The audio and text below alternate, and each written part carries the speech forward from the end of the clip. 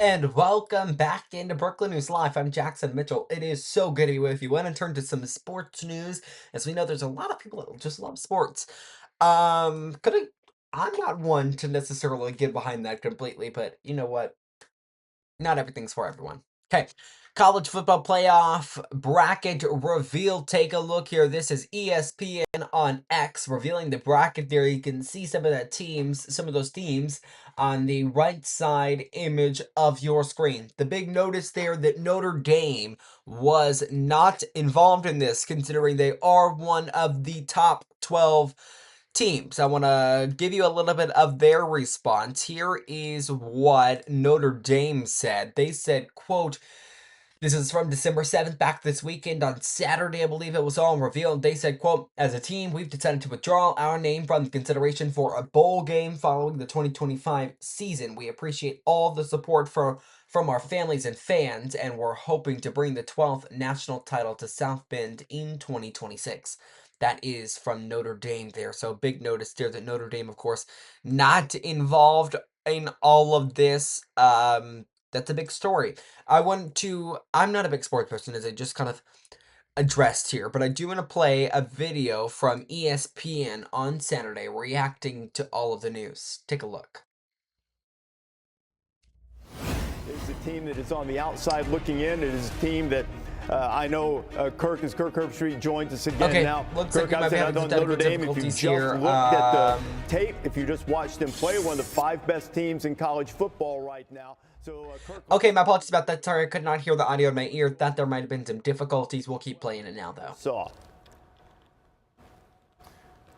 Like we talked about before they released the rankings, I think, again, it became a debate between Miami and Alabama. I think they got the nod. I think Miami and Notre Dame, I think the head-to-head that Joey's talking about, one of the things that I think is interesting based on what we've always been trained is, and I know the Tuesday night show creates some drama, and it creates a lot of heartache and headache. Don't feel that their rankings are true until they get all of the data in. And with BYU losing a second time convincingly, even though Miami didn't play, Notre Dame didn't play, that put BYU behind Miami. And now head-to-head matters because and even though they weren't on the field last week, it's hard to justify how can a team go by when neither team played. They would tell you in that room that Weems played, all the games finished, and now we can see that Miami and Notre Dame were next to each other, and last week has nothing to do in their minds with this week and their final rankings. So it's not like the AP poll where every single week we follow and react to what happened.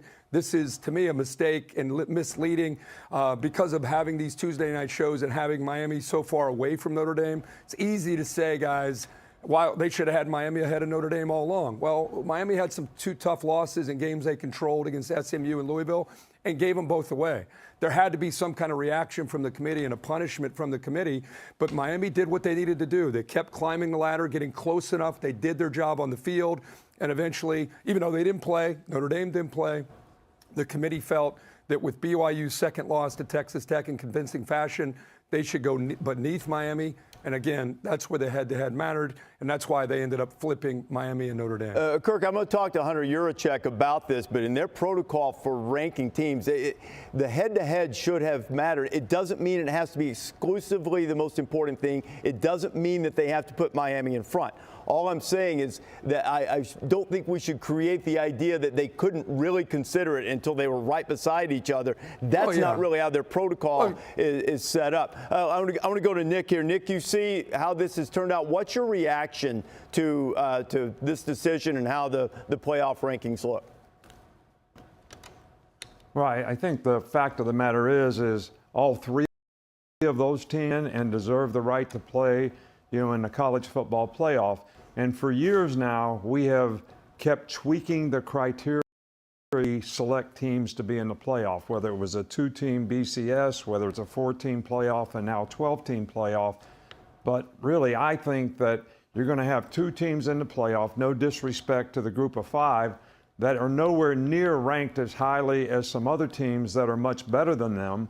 And I think that maybe something that we can learn from this, because, to me, this has got to be devastating for Notre Dame's team. not to get an opportunity to play in the playoffs, that we can learn something from this that will help us come up with a little better criteria of trying to make sure we get the best 12 teams in the playoff, and also address this whole idea of conference championship games and also the tiebreakers that get you in the conference championship game, and each conference has a significant impact, on what happens in this whole thing. So I don't think there was a good answer for all this. I'm happy for the teams that got in, and I think the committee did a really good job. I just think there was one team left out that I just don't think should have been left out some kind of way, but there was no way around it. So, of course, this college football playoff bracket released all just so interesting.